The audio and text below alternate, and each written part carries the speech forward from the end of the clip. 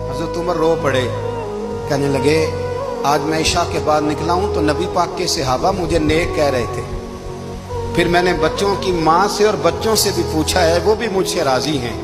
पर हुज़ैफा, तेरे साथ नबी पाक राज की बातें करते थे, सच बता कहीं उमर का नाम मुनाफिकों में शामिल तो नहीं? सच बता, उन मुनाफिकीन में तो शामिल नहीं, कहीं ऊपर ऊपर से तो नहीं सारा कुछ?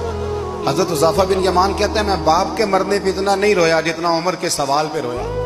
मैं कदमों में बैठ गया, मैंने कहा नहीं उमर, ये तो मैंने नहीं सुना, लेकिन ये मैंने नबी पाक से जरूर सुना है कि मेरे बाद अगर कोई नबी होता तो उमर इब्ने खत्ताब होता।